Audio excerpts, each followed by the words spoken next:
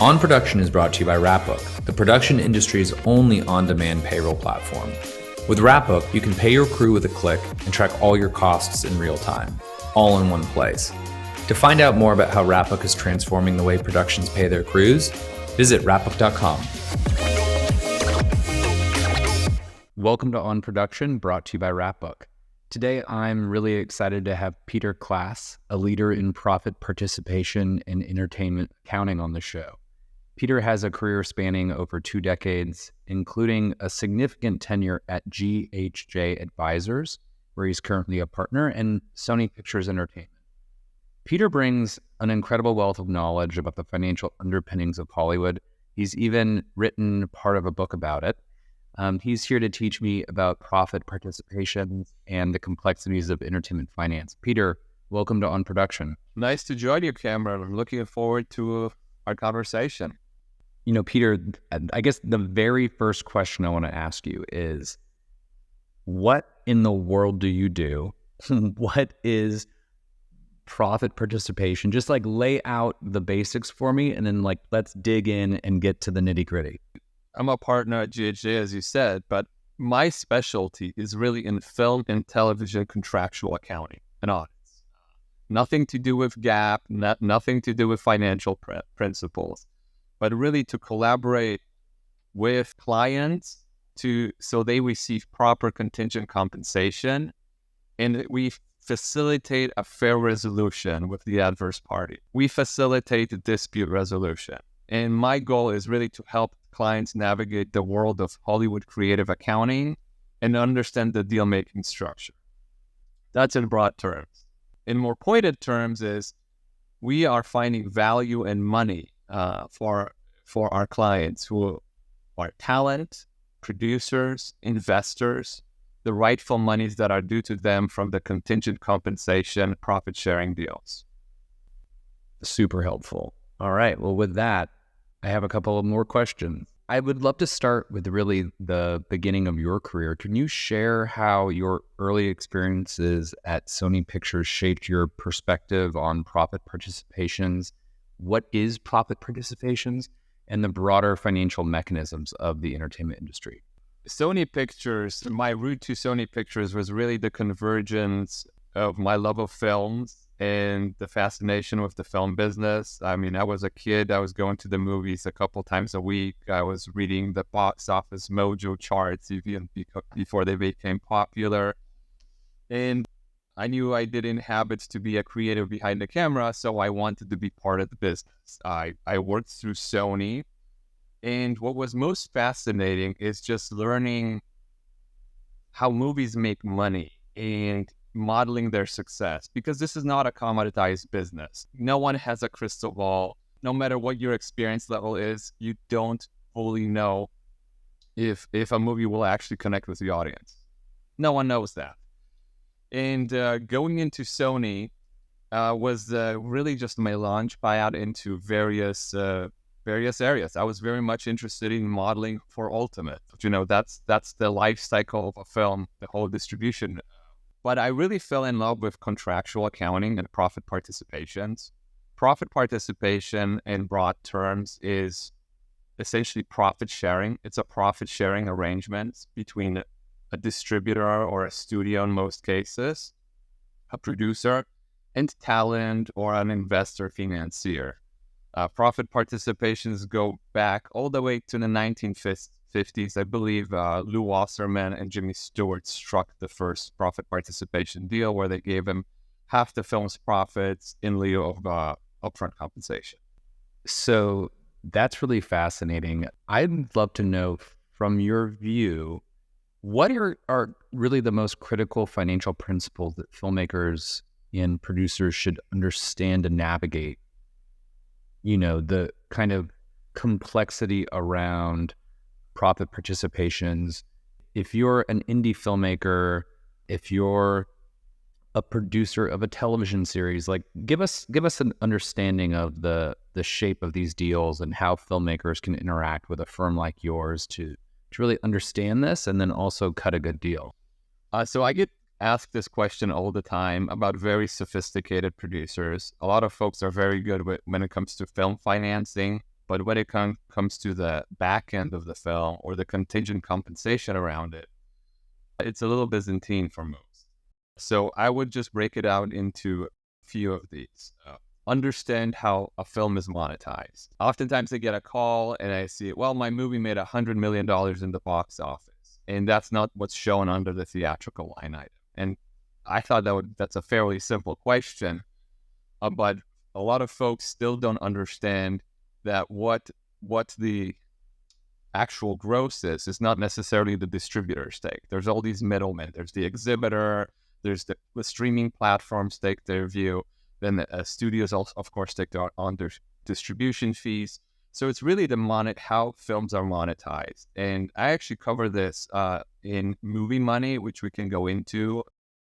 I offered this book with Stephen Sills, the co-author of Movie Money, who is a legend in profit participations, accounting and audits. And what's really interesting about it is that these lucrative deals are never really papered in long form.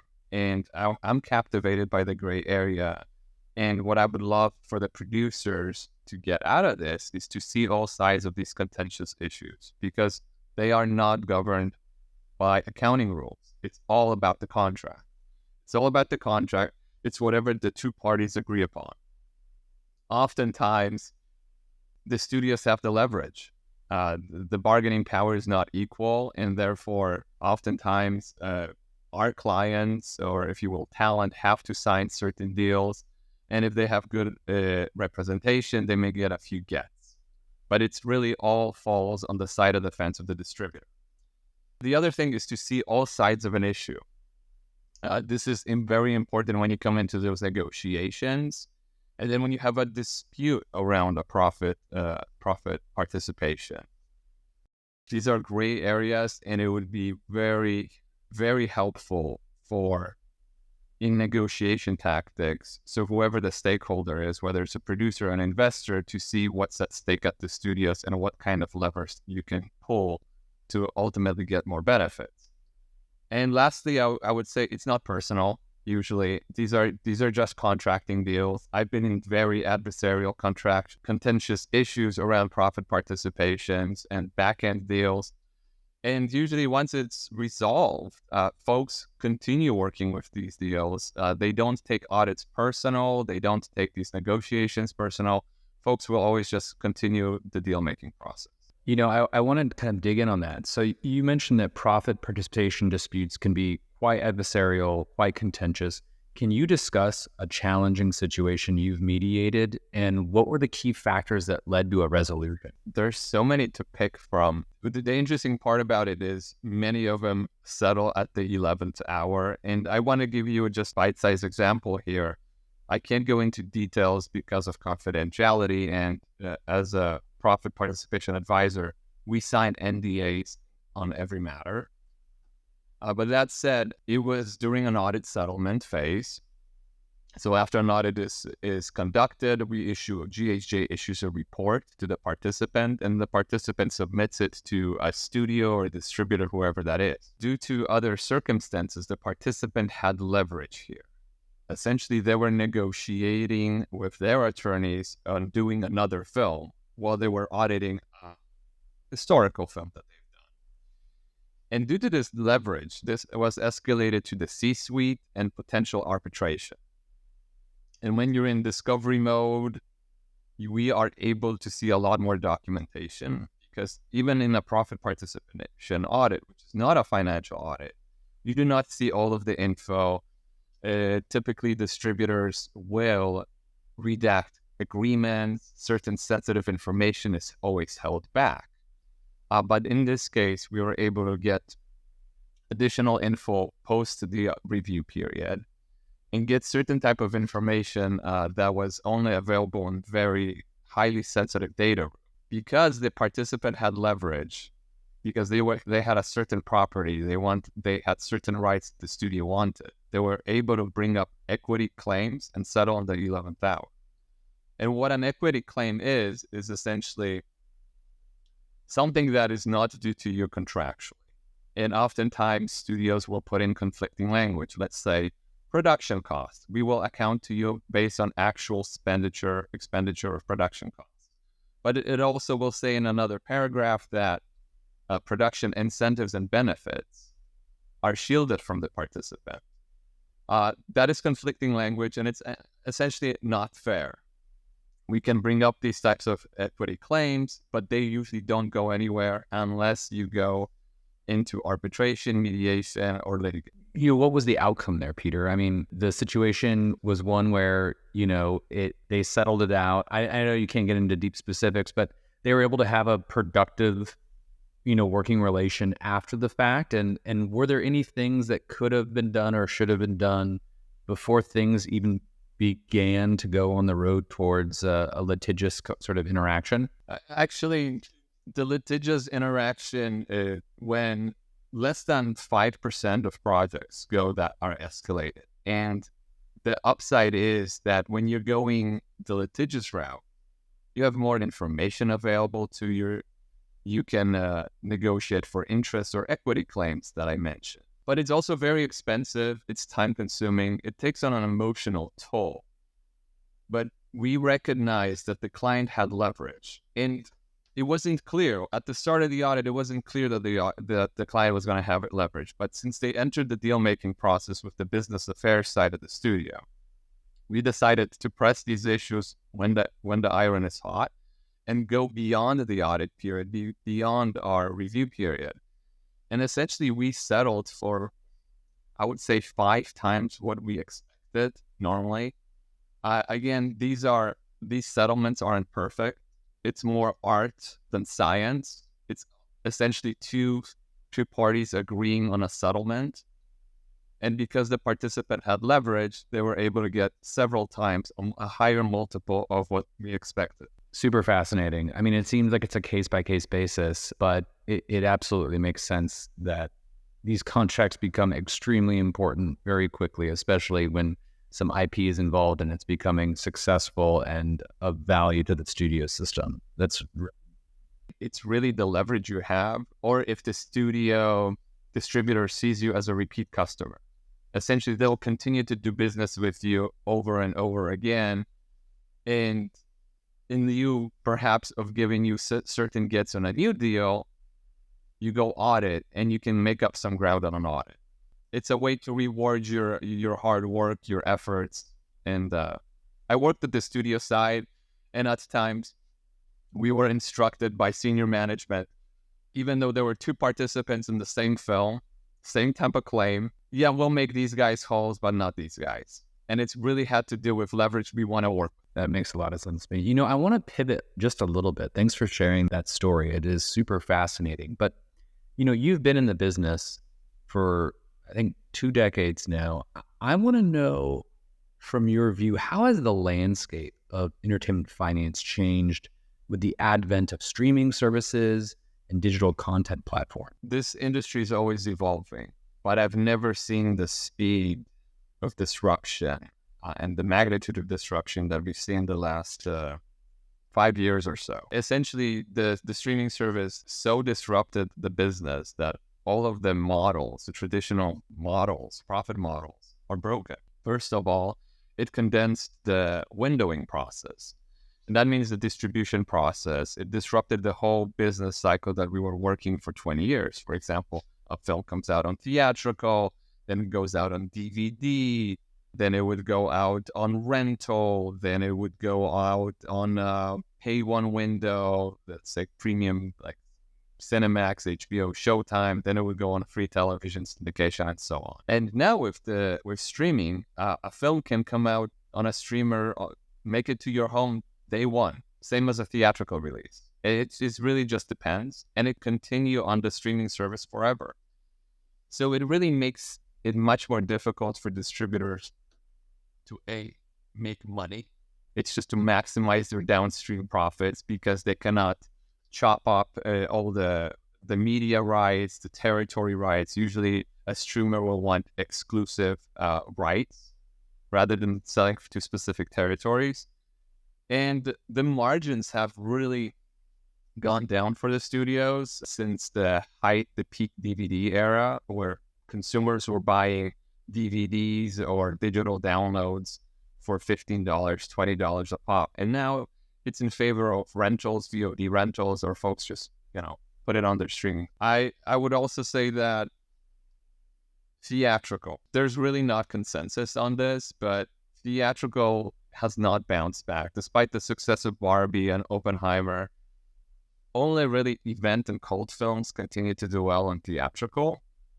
I'm really bullish on IMAX and screening on IMAX the event films, Blockbusters, and more IMAX is actually the difference of how successful you are or how profitable a movie will be. Really, to have $1 billion film, a franchise, if you look at it that way, you can't do it without a theatrical window, without an exclusive theatrical window. We saw it in the pandemic and it just didn't pan out. To get Top Gun numbers, you need a theatrical window, and really IMAX really helps. So I'm bullish on that. I do think that casual films and theaters will continue to struggle and decrease their footprint because streamers are all the rage. It's really hard to get people out of their house. You have to make something special. On the other hand, these streamers are also really hungry for content. I know they've been competing with each other, and some of this content they've invested in, they're even licensing to these other streamers to make it up.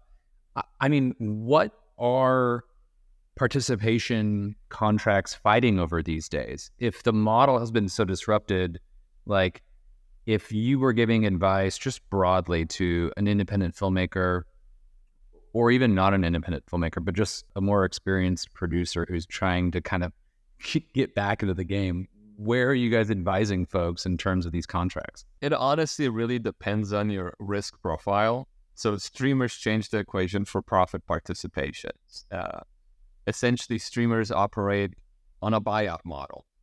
They'll give you a little bit more than your upfront to compensate you for the lifespan of the film or a series, but there will not be any back end. You will not participate in the success of the film. So the downside is that there are no longer huge windfalls with streaming deals. You will get a fictitious profit participation statement, but traditional profit participation deals, the windfall can be great. You can shoot for a home run, especially when it's television. I mean, the windfalls are incredible, especially on television shows.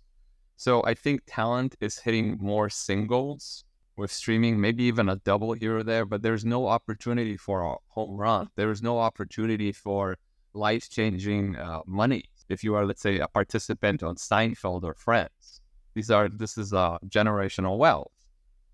So the model has changed that way.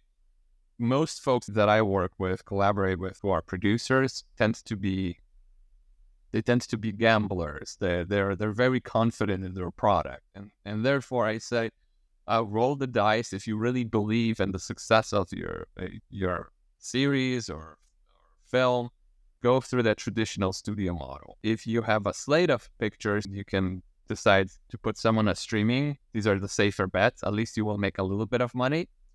And roll the dice on the movies where you have an upside, and go the traditional route. It's really dependent on your risk profile.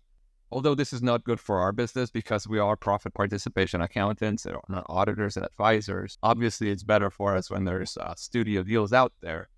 But I would say most of the talent and clients will make more money overall in the streaming universe. Essentially, the streamers are overpaying by not paying out profit participation. Super interesting.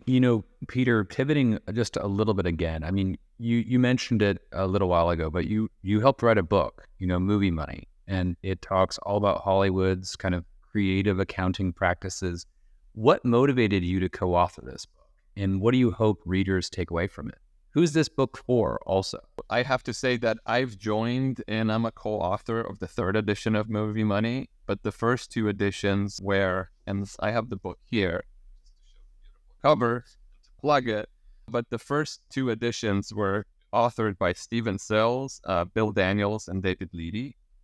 The third edition, it was really myself and Steven Sills. And Steven Sills is a legend in this industry. He is one of the reasons why I came to GHJ, because I saw his passion for advocating for talent, and I really wanted to replicate that. And movie money is different than a lot of film financing or the business of television books, is that it's written in simple terms. It's written for you to understand and have a basic understanding of film distribution business, the historical context of profit participations, and Hollywood accounting. Basically, I would love for folks to take away that the difference in profit participation comes down to the definitions, to the deal, rather than the ultimate success of the film in terms of viewership. The value of the stakeholder ultimately is more impacted by profit definitions and its interpretation rather than viewership. I think that's really hard to comprehend for most, but it's really the deal that's really at the stake of this. I mean, I know of a very famous one, of course, is like Star Wars, right? And then particularly the licensing agreement on merchandise. Do you pursue with your clients these types of unique licensing agreements or just different carve-outs of where profit could be generated? You bring up a good point.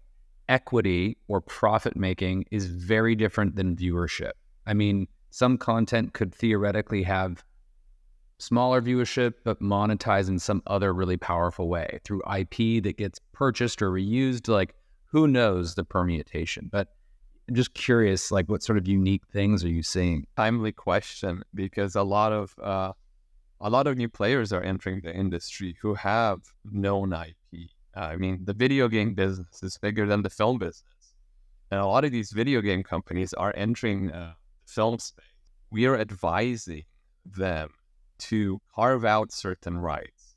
You go to a studio, you could either be a passive investor or a passive profit participant and have a rights participation, or you could be a co-financier and a rights participant holder. That being a co-financier gives you a lot more control and a lot more upside.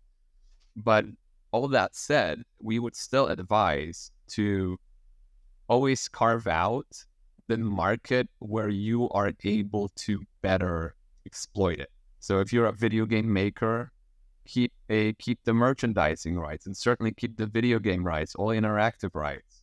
If you're a musician, if you're a musical artist, keep the music rights. Keep whatever's in your wheelhouse. If you're a toy maker and you have an iconic toy, keep the merchandising rights for yourself. The film or the series is really there to promote your product. You know, Peter, that's a really good point. I do want to ask you a question though. So, I mean, like, it sounds as if there is a more voracious appetite from distributors and streamers to just buy out a project. And that could be good for a filmmaker. You know, it's more money up front. The distributor, they feel like they can monetize it on the long tail, make up that premium that they're paying for. Maybe they get a hit every now and again that pays for the premium that they're buying in terms of large tranches of media. But to even enter into a negotiation as a producer with some content, to even ask a distributor or a streamer to consider profit participation, does there have to be some sort of leverage before you even start? Like, I understand if I'm a video game producer and I have a very large audience and I'm simply trying to find a new channel for distribution of these stories, you can probably go to a lot of different studios. It's on the table that you're going to be doing profit participation immediately, like, no question, of course.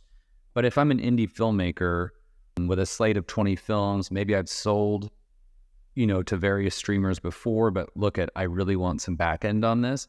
What's the timing? What's the kind of life cycle of a producer when they're ready to get into profit participation versus like, look, you're just better off selling them? Well, I would say if you're building your career and you want viewership, I would go with a streamer, and I would go particularly with Netflix. Netflix is a global television network. Certainly, if you exhibit your let's say, small independent film on Netflix, it will have a much larger audience. It has a chance for a much larger global audience than if you release it theatrically, because most likely it would be a platform release or a limited release, and it would likely not be released in many territories. Simply think about the barriers of entry, the advertising costs, prints, and so forth. So going through Netflix helps you build that audience. At the same time, it's like a walled garden. It lives on Netflix. It will forever live on Netflix. And I've had people tell me, I wish I could take it down. I wish I could have my movie back. It's been 10 years and Netflix has now become more transparent and they're showing their viewership data. And a lot of, most of their content, no one is watching. It just sits there. It's quickly forgotten, if you will. Maybe at some point, there's going to be more pressures on the streamers to generate cash, and then they will license it out, for example, whether it's video or on other channels or other territories. I mean, there's only so much you can do on one platform. Once you have established following, then and social media is actually big these days. Studios do look at it. The type of social media following you have, the type of track record you have, you are able to negotiate a meaningful profit participation deal than with a studio or a traditional distributor when it's the right project for you.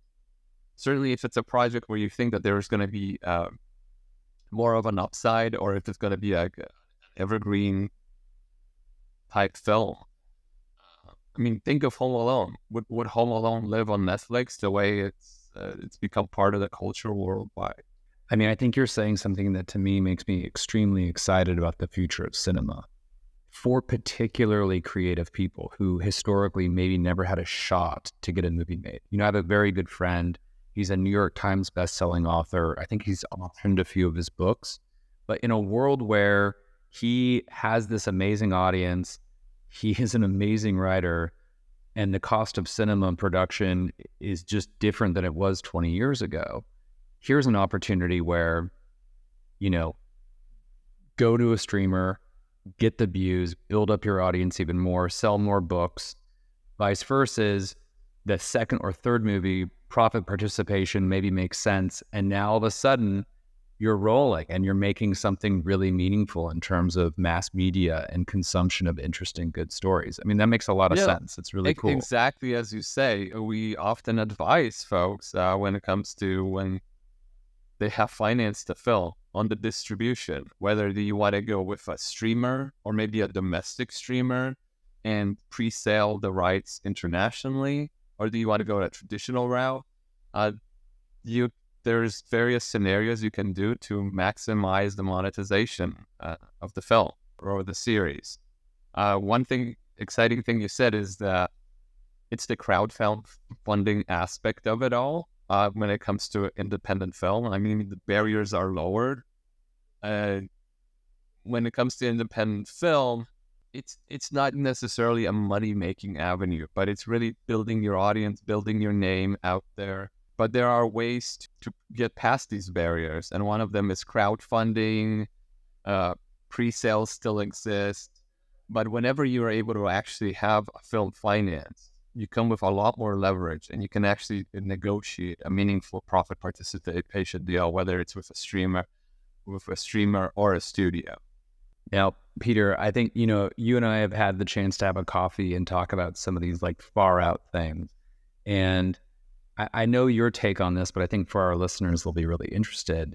If you look into the deep future, how do you anticipate new technologies like blockchain, NFTs impacting profit tracking, distribution, profit sharing in the entertainment industry? Well, it's very hard to predict. I remember that 10 years ago, everyone said VR is going to be all the rage, or augmented reality, virtual reality. It hasn't really panned out. NFTs were all the rage last 3 years. It kind of has subsided. The film and television industry, it's still shaking it out there. Who's to say what's going to be out there in 10 years? But I do think that the whole blockchain technology an aspect of that. It's good for crowdfunding. It's good for protecting from piracy, useful for tracking intellectual property rights. And maybe in a few decades, as I said, aside from the event films, the franchises, the films that will be made by Hollywood, the smaller films, maybe they will be direct to consumers with fewer middlemen. And this is where blockchain would be very useful to do. Similar to the music industry, but I still think it's years away. And at this point, it's just a trickle. It's not a meaningful amount. So it's not at scale to really impact film financing or, I would say, the major players. I'm sure it's not precisely your area of expertise, but I would be unsurprised if you audit these things. There are like global standards and centralized entities that are tracking consumption, viewership, that I would imagine goes into your audits. Is that right? Who are the big players in kind of the rights management of films, global films? It's interesting because like Netflix, they're buying this stuff outright and they have their own metrics, their own data that's maybe irrelevant. But for like going the studio route or other technologies that are currently being used in the stack versus blockchain, do you happen to know about that? I'm not an expert here, but I would say that this industry that traditionally is not very transparent. Until about last year, you had very little visibility into what's streaming on television. Netflix actually started showing their data, but the studios, aside from Box Office Mojo, and there's other websites that measure theatrical box office productions, there's really not a lot out there that's what I would call reliable data when it comes to digital downloads or physical goods or where it's showing on television. We actually have to contract with third-party providers that actually monitor where a film is showing. So therefore, we can test for completeness and make sure that our clients are being paid for the rights that are being exploited. There is no centralized database, and oftentimes what's out in the internet space is not fully correct. The box office numbers that everyone sees, oftentimes they are puffed up. They're provided by the studios themselves. These are mostly estimates, and everything else. I wish it was just a lot more transparent, but it's not.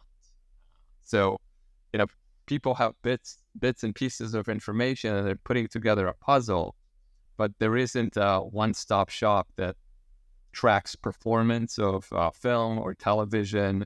The Nielsen ratings aren't as reliable as they were in the past. And it's also hard to compare apples to apples. If you have a streamer like Netflix, and then you're comparing it to Apple, which has much lower viewership data, how do you compare the two? Maybe you compare that if you're in the top 10. It's all ever evolving. So it sounds like, like if you're if you're advocating for a particular contract structure, it's not going to be based off of viewership per se. It's like, what's the revenue? And then we figure out how to break it up from there. Is that a fair articulation of kind of a thoughtful strategy on this, or is it based off of totally different standards that I'm not thinking of? So our clients are always at a disadvantage because of the information, the inequality of access to information. Obviously, the distributor or the studios have a lot more information at their fingertips. So what I would say, and what we often advise is, without the information readily available, you can still build in certain escalators. For example, if it's in the top 10, if it gets renewed, if a series is in its 4th season, you can't say that it's not successful. By definition, the more seasons you have, the more successful it is. You can build in escalations for each additional season. I've even seen certain bonuses for not only awards, but how much social media engagement is out. So there's ways to get around it. And now that Netflix has started supplying the data, I'm sure the industry, and we're working within the industry to come up with a more equitable framework for talent to participate in the success of the show. That's really wonderful. I mean, as always, the entertainment industry remains so complex and so wonderful and so challenging, but also fundamentally this just massive opportunity for connection and storytelling and even money, even though it changes. I'm curious, Peter, what advice would you give to a young finance professional thinking about or actually entering into the entertainment field today? What should they focus on, in your view, to build a successful career like yours? I would say that first, pick a route. Either go the studio route. That's traditionally, you learn the business that way. You make a lot of contacts that way. It's a promiscuous industry. People jump around from various studios or even production companies. You can start the production company route and build yourself into a producer, but a producer it's always very useful. No one can ever take it away from you, knowing all of the financial and accounting terms, just really knowing the business. You can go to a financing firm route. You can even go to an agency. Even agencies like CAA, they have folks who are on the financing side or modeling side. And you can go to a service provider such as GHJ. There's various firms that are part of the industry, and we collaborate, help others, to get the resolution that's done. Early in your career, you want to get as much broad information as possible. Jump around, go from place to place, see what works for you. And at some point, maybe 10 years into your career, pick a specialization. For example, when I was Sony early careers, I wanted to do profit participations. I wanted to do internal audit. I wanted to do film modeling. I wanted to understand systems. I wanted to work with business affairs, the motion picture group. And at some point, I picked my specialization, and mine was contractual accounting, contractual audits, and everything around profit participations. That was what I chose. So at some point, choose your focus and supplement that focus. Create a network of individuals that have complementary experience, but are at different places, whether it's on the production or financing side, agency side. That would be my advice. Well, Peter, as always, you are so incredibly insightful. Of course, you are the co-author of the fantastic book, Movie Money. But for listeners that want to follow you, learn from you, engage in your services, tell us how we can kind of follow you and get in touch if we ever need to. Well, you can always find me on LinkedIn, Peter Klass. I'm out there. I'm fairly active on LinkedIn. That's one way to find me. Pete Klass, Klass at GHJ Advisors. You can, of course, email me. I love to grab a coffee.